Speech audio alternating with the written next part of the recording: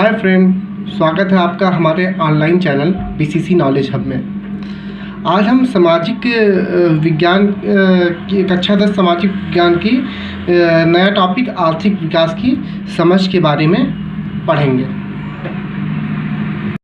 आर्थिक विकास की समझ में प्रारंभ करते हैं। अध्याय 1 विकास। विकास अथवा प्रगति की धारणा हमेशा से हमारे साथ है।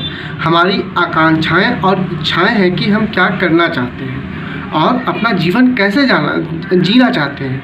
ठीक है, विकास पर ही निर्भर होता है। इसी तरह हम विचार रखते हैं कि कोई देश कैसा होना चाहिए। देखिए, विकास से रिलेटेड कितने क्वेश्चन आते हैं ख्याल में, तब विकास होता है। इसी तरह हम विचार रखते हैं कि कोई देश कैसा होना चाहिए, हमें किन अनिवार्य वस्तुओं की आवश्यकता है जिसकी पूर्ति की जाएगी, क्या सभी का जीवन बेहतर हो सकता है, लोग मिलजुल कर कैसे रह सकते हैं, क्या और अधिक समानता हो सकती है। विकास इन सभी प्रश्नों पर विचार करने और इन लक्ष्यों को प्राप्त करने के उपायों से जुड़ा है।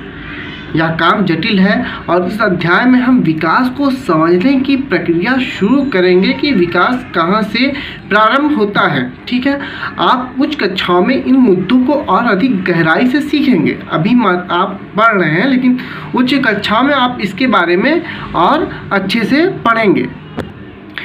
आप उच्च कक्षा में इन मुद्दों को और अच्छे से पढ़ेंगे। फिर इसके अतिरिक्त ऐसे बहुत से प्रश्नों के उत्तर आपको अर्थशास्त्र में ही नहीं बल्कि इतिहास और राजनीतिक विज्ञान के पाठ्यक्रम में भी मिलेंगे जो विकास से रिलेटेड है। ऐसा इसलिए है कि हम आज जो जीवन जी रहे हैं वह अतीत से प्रभावित है। मतलब कि पहले हम लोगों को इतिहास पढ़ते हैं, इतिहास में लोगों को देखते हैं, कोई सभ्यता है वह किस तरीके से विकसित हुई, क्या क्या चीज़ है जो एक्सेप्टेबल है, वहाँ से हमने एक्सेप्ट किया। ठीक है, तो उसी से प्रभावित हुए, उसी से प्रभावित होने के बाद हम विकास को आगे बढ़ाएं। हम इसे जाने बिना बदलाव की इच्छा नहीं रख सकते और किसी कमी थी उस कमी को कम करना। इसी तरह हम केवल एक लोकतांत्रिक राजनीतिक प्रक्रिया के द्वारा ही इन आशाओं और संभावनाओं को वास्तविक जीवन में प्राप्त कर सकते हैं। विकास क्या वादा करता है? विभिन्न व्यक्ति विभिन्न लक्ष्य।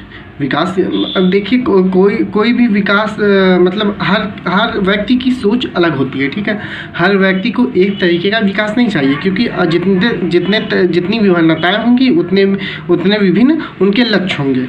ठीक है, हम यह कल्पना करने का प्रयास करें कि तालिका एक में दी गई सूची के अनुसार, तालिका एक में जो सूची दी गई है के अनुसार लोगों के लिए विकास का क्या अर्थ हो सकता है, उनकी क्या आकांक्षाएं हैं, क्या चाहते हैं। आप देखेंगे कि कुछ स्तंभ अधूरे भरे हुए हैं। इस तालिका को पूरा करने की कोशिश कीजिए। आप चाहे तो किन्हीं और श्रेणी के व्यक्तियों को जोड़ सकते हैं। मतलब कि इसमें कुछ कालम दिए हैं, कुछ कालम में व्यक्ति की श्रेणी दी गई है। कुछ व्यक्ति जो हैं उनके विकास को दिखाया गया है, इनकी क्या आकांक्षाएं, क्या है, लेकिन कुछ कालम के कुछ व्यक्ति की श्रेणी को छोड़ दिया गया है जो आप देखकर खुद पता लगाएंगे कि हाँ, इनकी आवश्यकताएं क्या क्या हो सकती हैं। इनमें से एक दो कालम हम आपको बता देते हैं। पहला व्यक्ति की श्रेणी में जैसे भूमिहीन ग्रामीण मजदूर हैं। देखिए, उनके क्या क्या लक्ष्य होंगे, मतलब जिसका भूमि नहीं है, जो ग्रामीण मजदूर हैं, उनको क्या क्या चाहिए विकास के लिए। काम करने के लिए अधिक दिन चाहिए और बेहतर मजदूरी चाहिए। स्थानीय स्कूल उनके बच्चे को उत्तम शिक्षा प्रदान करने में सक्षम हो, कोई सामाजिक भेदभाव ना हो और वो भी गाँव में नेता बन सकें। अब देखिए, जैसे ये है, इनका भी लक्ष्य दिखाया गया है, इसको आप देख लीजिएगा। और तीसरा ऐसे बताते हैं, किसान जो खेती के लिए केवल वर्षा पर निर्भर रहते हैं तो उनकी क्या क्या आकांक्षाएं होंगी, वो क्या चाहेंगे। वो ये चाहेंगे कि हमारे खेती के लिए नहरें, मतलब पानी की व्यवस्था अच्छी हो, मतलब सिर्फ वर्षा पर हम डिपेंड ना हो, पानी की वर्षा अच्छी हो जिससे फसल हमारे बहुत अच्छे हो सकें।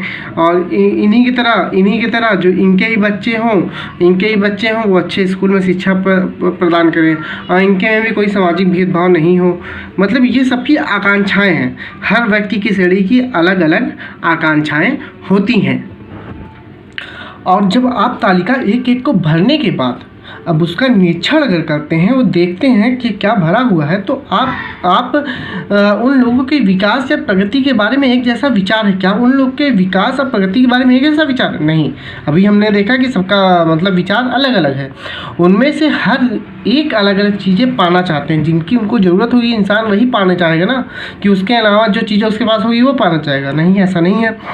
वो ऐसी चीज़ चाहते हैं जो उनके लिए सर्वाधिक महत्वपूर्ण है, जो उनके लिए बहुत ज़रूरी है, अर्थात वे चीज़ें जो उनकी आकांक्षाओं और इच्छाओं को पूरा कर सके। वास्तव में कई बार दो व्यक्ति या दो गुट ऐसी चीज़ चाह सकते हैं जिनमें परस्पर विरोध हो सकता है। एक लड़की अपने भाई के आज़ादी और अवसर मिलने पर और भाई भी घर के कामकाज में हाथ बटाएगा कि यही आशा रखती है।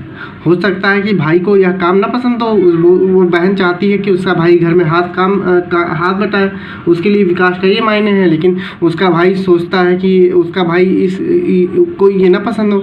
इसी तरह अधिक बिजली पाने के लिए उद्योगपति ज़्यादा बांध चाहते हैं, लेकिन इससे ज़मीन क्या होते हैं, क्योंकि बांध को बना के पानी को रोक कर बांध बनाया जाता है, तो इससे ज़मीन जलमग्न हो सकते हैं और उन लोगों का जीवन अस्त व्यस्त हो सकता है जो बेघर हो जाए, जैसे कि आदिवासी जो नदियों के किनारे रहते हैं, जहाँ बांध बनेगा, बांध बनने के बाद उनकी ज़मीन जो होगी जल में डूब जाएगी।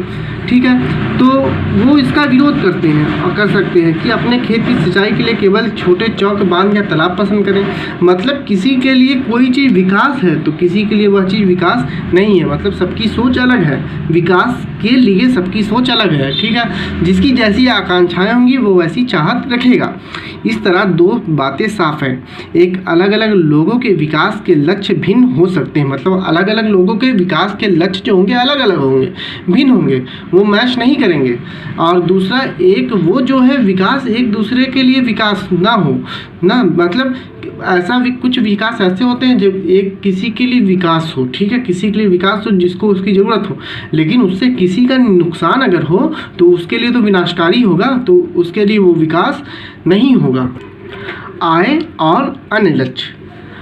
आप अगर एक बार फिर तालिका नंबर एक देखें तो एक बात समान पाएंगे कि लोग चाहते हैं कि उन्हें नियमित काम, रोज काम मिले, बेहतर मजदूरी मिले, अपनी उपज अथवा अन्य उत्पादों के लिए अच्छी कीमतें मिले। हर कोई पैसा कमाना चाहता है, दूसरे शब्दों में ज़्यादा आय चाहते हैं, ज़्यादा पैसा कमाना चाहते हैं। किसी भी तरह से ज़्यादा आय चाहने के अतिरिक्त लोग बराबरी का व्यवहार, स्वतंत्रता, सुरक्षा और दूसरों से आदर मिलने की इच्छा भी रखते हैं। जो छोटे मजदूर हैं, जो किसान हैं, वो आय कमाने के अतिरिक्त, आय कमाने के अलावा लोग मतलब उनके साथ अच्छा व्यवहार करें, वो भी स्वतंत्रता से रहें, उनके बच्चे भी अच्छे से अच्छे स्कूल में पढ़ें, उनके साथ भेदभाव ना हो, ये सभी महत्वपूर्ण लक्ष्य हैं। बल्कि कुछ मामलों में ये अधिक आय और अधिक उपभोग से अधिक महत्वपूर्ण हो सकते हैं। कौन से लक्ष्य? लोगों का आदर करना, ठीक है, व्यवहार, लोगों का व्यवहार, ठीक है, क्योंकि जीने के लिए केवल भौतिक वस्तुएं पर्याप्त नहीं होती हैं। द्रव या उससे खरीदी जा सकने वाली भौतिक वस्तुएं एक कारक हैं जिस पर हमारा जीवन निर्भर है, लेकिन व्यवहार एक बहुत महत्वपूर्ण चीज़ होती है जो समाज में हमें ऊंचा दिखाती है। लेकिन हमारा बेहतर जीवन ऊपर लिखी अभौतिक वस्तुओं पर भी निर्भर करता है। अगर आपको यह बात स्पष्ट नहीं लगती तो अपने जीवन में अपने मित्रों की भूमिका के बारे में जरा सोचिए। आपको उनकी मित्रता की इच्छा हो सकती है। इसी तरह और भी बहुत सी चीज़ें हैं जिन्हें आसानी से मापा नहीं जा सकता, ठीक है, लेकिन उनका हमारे जीवन में बहुत महत्व है। कोई आपका मित्र है, ठीक है, वो व्यवहारों से, अपने व्यवहारों से आपको उसका व्यवहार पसंद आया, वो अपने व्यवहारों से आपका मित्र बना है, उसके व्यवहार को मापा नहीं जा सकता, ठीक है। वो एक कोई भौतिक वस्तु नहीं है, फिर भी उसका बहुत ही महत्व आपके जीवन में है, लेकिन इसका हमारे जीवन में बहुत ही महत्व है। उनकी प्रायः उपेक्षा कर दी जाती है, उन्हें प्रायः अनदेखा कर दिया जाता है। लेकिन यह बहुत महत्वपूर्ण है, लेकिन यह निष्कर्ष निकालना गलत होगा कि जिसे मापा नहीं जा सकता वह महत्व नहीं रखता। ठीक है, किसी के गुण को, किसी के भावनाओं को और किसी के व्यवहार को, ठीक है, अगर मापा नहीं जा सकता तो इसका मतलब ये नहीं होता कि वो चीज़ें महत्व नहीं रखती, वो चीज़ें उससे भी अधिक महत्व रखती है। जैसे कि हम एक और उदाहरण देखते हैं कि अगर आपको कहीं दूर दराज के इलाके में नौकरी मिलती है, ठीक है, उसे स्वीकार करने से पहले, उसे एक्सेप्ट करने से पहले आप आय के अतिरिक्त बहुत से कारकों पर विचार करेंगे। कितना पैसा है और क्या क्या सुविधाएं हैं, जैसे आपके परिवार के लिए क्या सुविधाएं उपलब्ध होगी, काम करने का वातावरण कैसा होगा, वहाँ का माहौल कैसा है, या सीखने के और नई चीज़ें सीखने के क्या अवसर हमें मिलेंगे। दूसरी नौकरी में यदि भी आपको वेतन कम मिलता है, वेतन कम है लेकिन यह नियमित रोजगार है, मतलब हमेशा रहेगा, ये कभी छीना नहीं जा सकता आपसे, तो जो आपकी सुरक्षा की भावना को बढ़ाता है।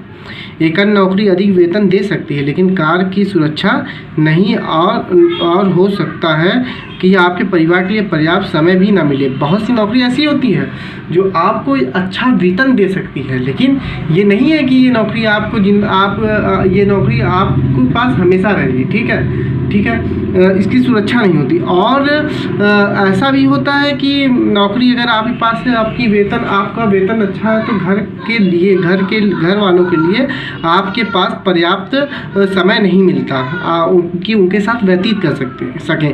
इससे आपकी सुरक्षा स्वतंत्रता की भावना कम हो जाती है। इस तरह विकास के लिए लोग मिले जुले लक्ष्यों को देखते हैं, मतलब जिसमें सभी चीज़ें मिले हमें। यह सच है कि यदि महिलाएं वेतनभोगी कार्य करती हैं, ठीक है, महिलाएं काम करती हैं तो घर और समाज में उनका आदर बढ़ता है। अगर वो काम करती हैं, उन्हें पैसा मिलता है तो घर और समाज में उनका आदर भी बढ़ता है। तथापि यह भी सच है कि अगर महिलाएं के लिए आदर है तो घर में उनके कामकाज में ज़्यादा हाथ बटाया जाएगा और घर से बाहर काम करने वाली महिलाओं को अधिक स्वीकार किया जाएगा। अगर आप उनकी आदत करते हैं, महिलाओं की आदर करते हैं तो आप भी घर में उनके कामकाज में उनका हाथ बटाएंगे, और बाहर जो महिलाएं अगर काम करना चाहती हैं तो उनको स्वीकार किया जाएगा, मतलब उनको भी उतनी ही इज्जत दी जाएगी। सुरक्षित और संरक्षित वातावरण के कारण ज़्यादा महिलाएं विभिन्न प्रकार की नौकरियां या व्यापार पा सकती हैं। जहां का माहौल अच्छा होगा, जहां का वातावरण अच्छा होगा, जहां पर महिलाएं बाहर जाने में, नौकरी करने में सेफ महसूस करेंगी, वहां की महिलाएं ज़्यादा नौकरियां करेंगी। इसलिए लोगों के विकास के लक्ष्य केवल बेहतर आय के ही नहीं होते, बल्कि जीवन में अन्य महत्वपूर्ण चीज़ों के बारे में भी होते हैं। मतलब केवल विकास का लक्ष्य ही प्राप्त करना, लोगों का विकास का लक्ष्य ही प्राप्त करना ही जीवन नहीं है, बल्कि उसके अलावा जीवन में बहुत सी ऐसी चीज़ें हैं जो कि बहुत महत्वपूर्ण हैं। आइए कुछ चीज़ें ऐसी जिन पर हम विचार करें। पहला जैसे है कि अलग अलग लोगों के विकास की जो अवधारणाएं हैं अलग क्यों हैं। नीचे दी गई व्याख्याओं में कौन सा अधिक महत्वपूर्ण है और क्यों? क्योंकि लोग भिन्न होते हैं, लोग तो भिन्न होते हैं, ठीक है, बात सही है। क्योंकि लोगों के जीवन की परिस्थितियाँ भिन्न होती हैं, जो ये खा वाला है, क्योंकि लोगों के जीवन की परिस्थितियाँ क्या होती हैं, भिन्न होती हैं। यही विकास की अवधारणाएं हैं, अलग अलग हैं, क्योंकि लोगों के जीवन में परिस्थितियाँ भिन्न होती हैं। किसी को किसी और चीज़ की ज़रूरत होती है, किसी को किसी और चीज़ की ज़रूरत होती है, किसी को पैसे की ज़रूरत होती है, तो किसी को अच्छे वातावरण की ज़रूरत होती है। तो ऐसे बहुत सी चीज़ें हैं जो परिस्थितियों के हिसाब से अलग अलग होती हैं, लोगों की परिस्थितियों के हिसाब से अलग अलग होती हैं। क्या निम्न दो कथनों का अर्थ एक है? कारण सहित उत्तर दीजिए। लोगों के विकास के लक्ष्य भिन्न होते हैं। सही बात, लोगों के जो विकास के लक्ष्य होते हैं वो अलग अलग होते हैं ना। कोई चीज़, भूमि, जैसे कि आपने पीछे पढ़ा था, कोई भूमिहीन व्यक्ति है तो वो चाहता है कि उसे अच्छा रोजगार मिले और उसके बच्चे अच्छे स्कूल में पढ़ें, ठीक है।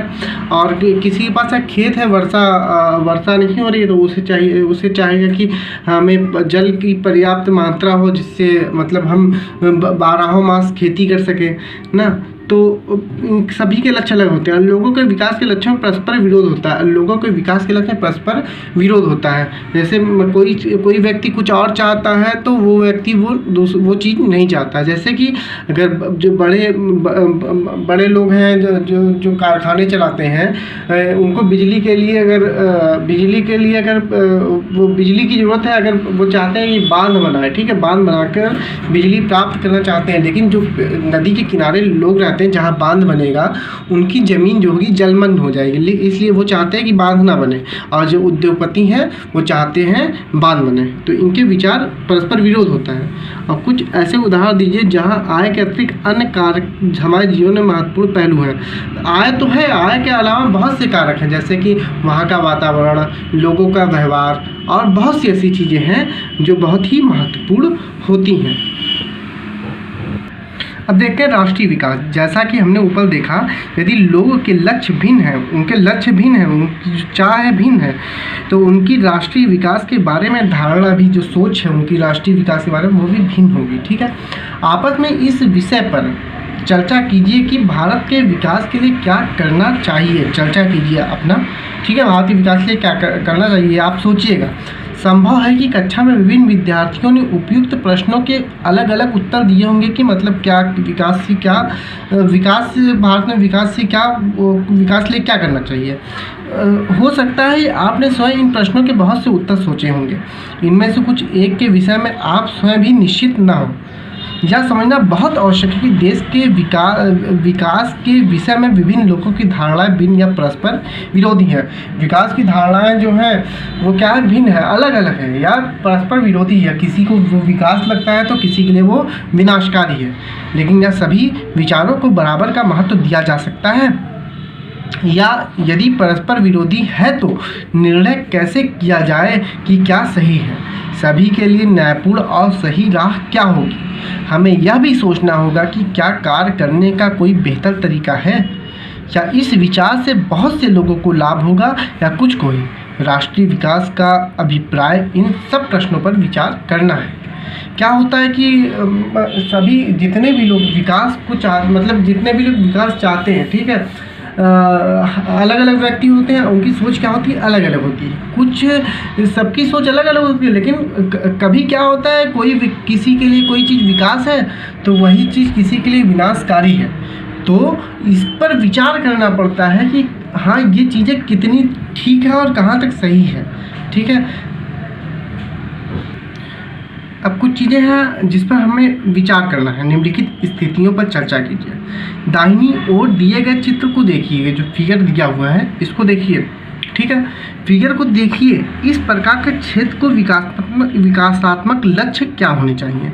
ठीक है, यहाँ पे बिल्डिंग है, समझ लीजिए यहाँ पे ये विकास हो गया, लेकिन नीचे जो झोपड़पट्टी है जहाँ पे लोग गंदगी में रहते हैं, ठीक है, उनको भी विकास की ज़रूरत है। ठीक है, उनके लिए भी अच्छी व्यवस्था होनी चाहिए। इस अखबार की रिपोर्ट देखिए और दिए गए प्रश्नों के उत्तर दीजिए। नीचे एक अखबार की रिपोर्ट दी गई है जिसे पढ़ने के बाद उसका उत्तर देना है।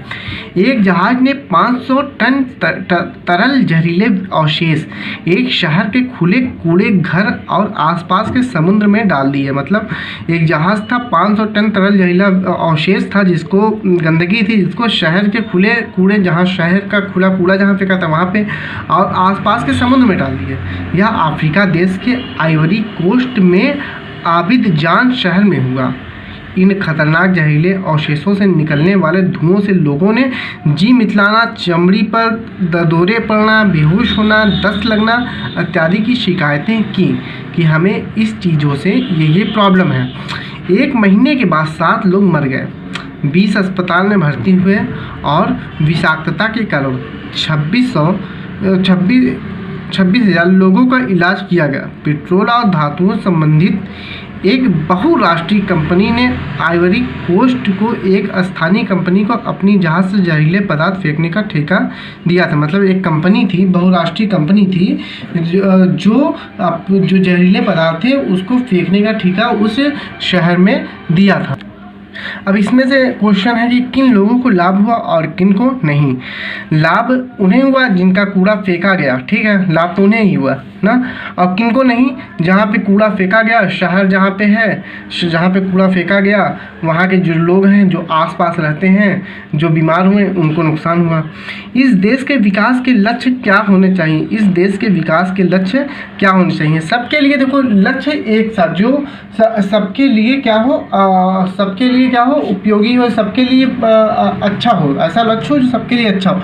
ऐसा ना हो कि किसी को जो नुकसान दे, कोई लक्ष्य ऐसा हो जो किसी के लिए नुकसानदेह है और किसी के लिए अच्छा है, या बहुत लोग प्रभावित हो रहे हैं या कुछ लोग उससे लाभान्वित हो रहे हैं, तो ऐसे लक्ष्य नहीं होना चाहिए। लक्ष्य ऐसा होना चाहिए जिससे लगभग सभी को फ़ायदा हो। और तीसरा है, आपके गांव या शहर या स्थानीय इलाके के विकास के लक्ष्य क्या होने चाहिए? ये क्वेश्चन आप अपने से सोच सकते हैं कि आपके गांव में या आपके शहर में किन किन चीज़ों की ज़रूरत है, ठीक है। स्कूल, विद्यालय, हर एक चीज़, हॉस्पिटल, क्या चीज़ों की कमी है या क्या वहाँ पे होना चाहिए या क्या वहाँ पे नहीं होना चाहिए, ठीक है। इस पर आप विचार करेंगे। विभिन्न देशों या राज्यों की तुलना कैसे की जाए? आप पूछ सकते हैं कि अगर विकास का अर्थ अलग अलग हो सकता है तो फिर कुछ देशों को विकसित और कुछ को अविकसित कैसे कहा जा सकता है? सही बात, ये क्वेश्चन बनता है। इससे पहले कि हम इस विषय पर आएं, एक अन्य प्रश्न के बारे में सोचते हैं। जब हम भिन्न भिन्न चीज़ों की तुलना करते हैं तो उसमें समानताएं और अंतर दोनों हो सकते हैं। बहुत सी समानताएं हो सकती है अलग दो वस्तुओं में, और बहुत से अंतर देखने को मिल सकते हैं। हम उनकी तुलना करने के लिए किन पहलुओं का प्रयोग करते हैं, क्या क्या चीज़ें देखते हैं? कक्षा में विद्यार्थियों को ही देखते हैं। हम विभिन्न विद्यार्थियों की तुलना कैसे करते हैं? उनमें ऊंचाई, उनके स्वास्थ्य, प्रतिभा और रुचि के अनुसार अंतर है। हो सकता है सबसे स्वस्थ विद्यार्थी, जो सबसे स्वस्थ है, सबसे अच्छा विद्यार्थी है, सबसे पढ़ाकू विद्यार्थी ना हो, और सबसे बुद्धिमान विद्यार्थी हो सकता है मित्रता का व्यवहार न रखता हो, घमंडी हो। तो हम विद्यार्थियों की तुलना कैसे करते हैं? हम जो मापदंड प्रयोग करेंगे वह तुलना के उद्देश्य पर निर्भर करेगा। तुलना करने के बाद खेलकूद, टीम विवाद, वाद विवाद, टीम संगीत, टीम या पिकनिक के लिए टीम, सबके चयन के लिए अलग मापदंड होंगे। सबके लिए अलग मापदंड होंगे, कौन अच्छा है कौन बुरा। फिर भी अगर हमें किसी उद्देश्य से कक्षा के विद्यार्थियों का सर्वांगीण प्रगति के बारे में मानक चाहिए तो हम उसे कैसे चुनेंगे? उसके सभी पक्षों के बारे में हमें अगर जानकारी चाहिए तो हम कैसे पता करेंगे? सामान्यतः हम व्यक्ति को एक और दो महत्वपूर्ण विशिष्टताएं लेकर उनके आधार पर तुलना करते हैं।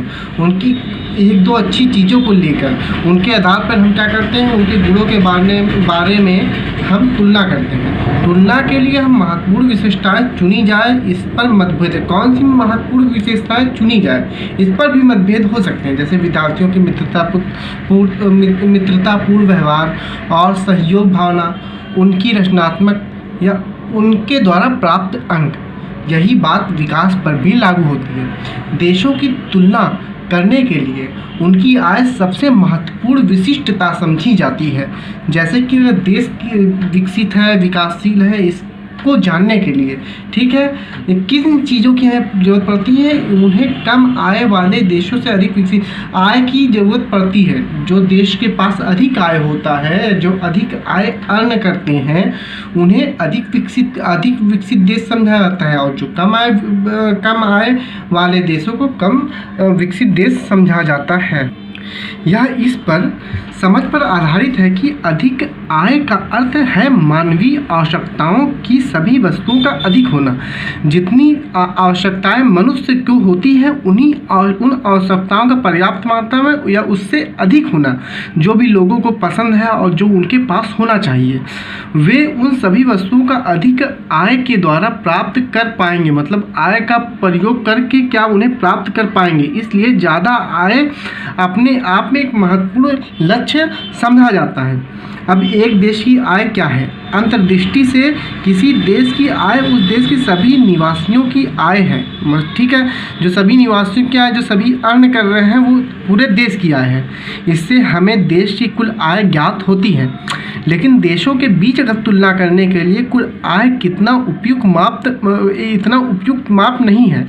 मतलब अगर देशों के बीच तुलना करने के लिए सिर्फ आय को ही लिया है तो ये एक उपयुक्त माप नहीं, क्योंकि देशों की जनसंख्या भी अलग होती है। कहीं ज़्यादा जनसंख्या होती है, कहीं कम जनसंख्या होती है। कुल आय की तुलना करने से हमें यह ज्ञात नहीं होगा कि औसत आय व्यक्ति क्या कमा सकता है। मतलब कि कुल आय अगर हम किसी देश का प्राप्त कर लें, ठीक है, और उससे ही हम विकास की दर मापें, तो ये संभव नहीं है या ये एक अच्छा माप नहीं है। क्योंकि हर देश के जितने भी नागरिक होते हैं, कहीं पर अगर जनसंख्या ज़्यादा है, ठीक है, तो उनका जो आय है, औसत आय है, उन एक व्यक्ति का वहाँ पर लोगों का औसत आय कम होगा, ठीक है। तो इस तरीके से जनसंख्या भी एक महत्वपूर्ण कारक है। अब देखिए कि इसलिए हम औसत आय की तुलना करते हैं, जो कि देश की कुल आय को कुल जनसंख्या भाग देकर निकाली जाती है। क्योंकि जनसंख्या सिर्फ आय को देखकर ये नहीं बताया जा सकता कि ये देश विकसित है कि विकासशील है, ठीक है। उसके लिए जनसंख्या भी महत्वपूर्ण होती है। इसलिए औसत आय की तुलना करते हैं, तो जो कि देश की कुल आय को कुल जनसंख्या से भाग देकर निकाली जाती है। औसत आय को प्रति व्यक्ति आय भी कहा जा सकता है। मतलब प्रति व्यक्ति आय इतनी है। विश्व बैंक की विश्व विकास रिपोर्ट के अनुसार देशों का वर्गीकरण करने में इस मापदंड का प्रयोग किया गया कि वे देश जिनकी 2017 में प्रति व्यक्ति आय $12,056 प्रति वर्ष या उससे अधिक है, उसे समृद्ध देश, और वे देश जिनकी प्रति व्यक्ति आय $995 प्रति वर्ष या उससे कम है, उन्हें निम्न आय वाला देश कहा गया है। भारत मध्य आय वर्ग के देशों में आता है, क्योंकि इसकी प्रति व्यक्ति आय 2017 में केवल $1,820 प्रति वर्ष थी। मतलब एक वर्ष में एक व्यक्ति प्रति वर्ष इतना कमा सकता है, प्रति व्यक्ति आय इतना कमा सकता है। समृद्ध देशों, जिनमें मध्य पूर्व के देश और कुछ अन्य छोटे देश शामिल नहीं हैं, को आमतौर पर विकसित देश कहा जाता है। धन्यवाद फ्रेंड्स। अगर आपको हमारा लेक्चर अच्छा लगा है, अगर आपको इस लेसन से संबंधित कोई भी प्रश्नों में कोई भी दिक्कत होती है, तो आप कमेंट कर आप पूछ सकते हैं। हम आपको और अच्छा प्रयास करेंगे बताने की। और धन्यवाद दोस्तों।